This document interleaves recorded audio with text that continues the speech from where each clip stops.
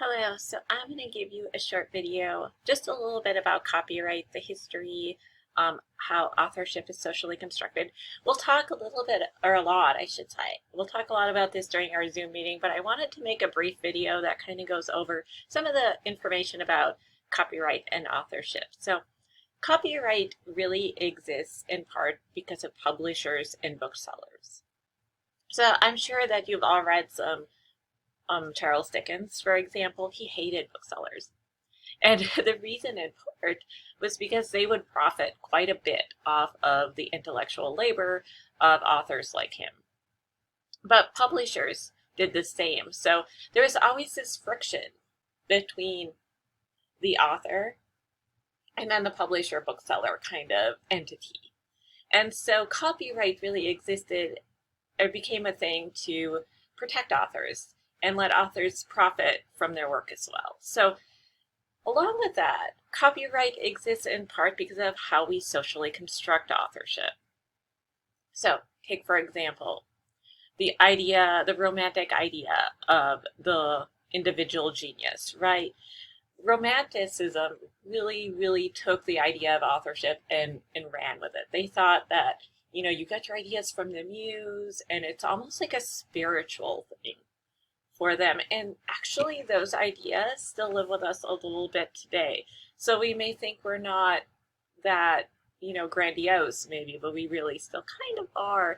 If you've ever been in like a creative writing class sometimes, or even a literature class, the way they'll talk about the idea of certain authors like Shakespeare, J.K. Rowling, all these people who really embody something in some way, become almost like this genius kind of character to us, and we expect their work to do certain things. So for example, there's two big philosophers that I'm going to talk about during our Zoom meeting a little bit. One, and I almost had you read their work and I decided not to. It's kind of heavy, I've taught it before, but one is Barthes, and he wrote this article, or Barthes, I've heard people pronounce both, called The Death of the Author. And the death of the author argues that works exist as works. Like, the author is separate. The reader starts to make meaning. And so you've heard that before, right? You probably think of T.S. Eliot trying to give some kind of science to the reading of literature. And so Barthes was in that camp. He argued for that. However, Michel Foucault came around and he decided to argue with his premise, the death of the author. Instead, Foucault talks about the author function. And he's like, all authors, if we see Shakespeare, he argues in his essay, we expect something. We expect something from that author. So, kind of went maybe on a tangent there, but some of the reasons for copyright exist because of the romanticized notions that we have around authorship. So you can see this has been a debated topic, and authorship and copyright are totally linked. So if you read some of that stuff, and hopefully obviously you did, you'll learn like this is really about to protect the author, and also ways of, taking the idea of the romantic lone genius and giving some kind of legality to it. So we'll talk about this all in the Zoom meeting, but I wanted to kind of give you a broader perspective on it before we got there. Another thing that I've sometimes been asked when I talk about copyright is plagiarism. Like, what is the difference between copyright and plagiarism? One, copyright is a legal term. You can go to court. So think about times that you've seen maybe like, I'm just making something up right now, but like Taylor Swift.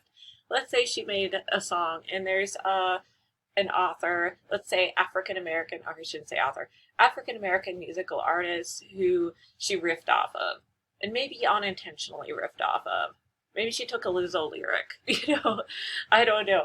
And so with that, you could actually argue things like copyright as long as Lizzo, the artist, or whoever in question that Taylor Swift intentionally or unintentionally riffed off of, if it's copyrighted, there's legal grounds there. If, like, some people were just jamming in a room one day and Taylor Swift was there and like, oh, I like that sound, and sampled it maybe, or made something that sounds incredibly like it, and the person who made that jam heard it, there's really no legal grounds for it. Like, it's not, that work wasn't copyrighted. They were just jamming and hanging out. And so we'd see that more as plagiarism. So in that sense, plagiarism is ethical. It's just it's unethical. Plagiarism is an unethical issue or ethical issue. You have to talk about ethics in terms of plagiarism. You have no legal grounds for it. Copyright, you do. So those are some of the differences with that. But like I said, I wanted to give kind of an overview of some of these things. One of the books that I love is this book. It's The Construction of Authorship, Textual Appropriation in Law and Literature. I actually took a class on authorship when I was in a PhD program. I loved it. I thought it was like one of the best classes. And one of the things we talked about was the links between authorship and copyright, which I will spend time exploring in our Zoom session. But like I said, I wanted to give you a brief, kind of probably messy overview of how this all functions together in terms of social constructions of authorship and how they have influenced copyright. And so when I did share some links, I also shared some things to British sources as well, like the Statute of Anne. If you ever study copyright, you have to know the Statute of Anne. So we'll talk about that in a little bit in the Zoom session. I do have, like you see here, a Wikipedia entry that kind of goes over it, and it gives a pretty good overview. Like it gave authors that 14-year ability to have their works copyrighted and profit off of it away from kind of publishers and things like that. They were kind of taking a lot of profit from the idea of the lone genius. Another work that, if you are interested in copyright, and you can show this to students, I show it in my classes all the time. Let's see, what is it called? Oh, see, I'm trying to talk and think. I'm just going to put it in there. So there's two. There is a remix documentary, or a remix manifesto, which you could share. I don't usually share that one. I share everything as a remix right here. It's 2015. So it's a little, the things they talk about are a little outdated. They talk about Star Wars, and I get some students that are really upset that they find out Star Wars is a remix. I hate to tell you, Star Wars is a remix. And he presents a pretty good argument for it. But the whole thing kind of argues that there is really no truth behind the idea of the lone genius author who writes alone in a garret. We're all socially constructed beings, and so the things we create are constructed of our own social interactions, our cultural backgrounds, our educational backgrounds. So sometimes, like, I write poetry, sometimes a line will occur to me, and I'll write it down, and I'll start writing a poem. And maybe that line that occurred to me is actually a riff of another thing that I read, and it may not be a poem, but maybe it's something similar to it. So you see, like, we're constantly kind of riffing off of what's around us.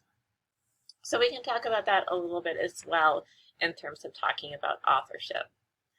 Finally, somebody had asked about copyright and then the issue of fair use.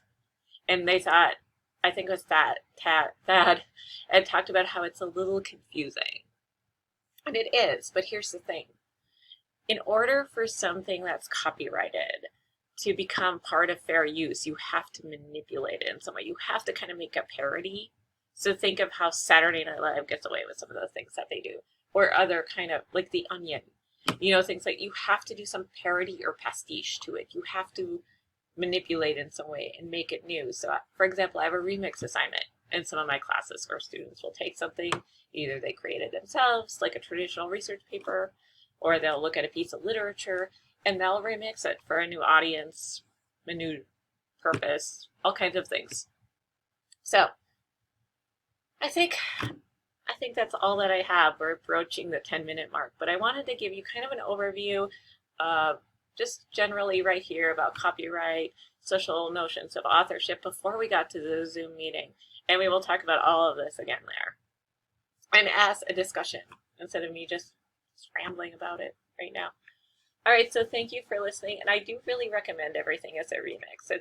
If you have a 50-minute class, it's kind of great because you also have some time for discussion with it. But like I said, there's some outdated things, like they talk about the movie Avatar. So I don't know how many students would know about Avatar. All right, thank you and have a good day.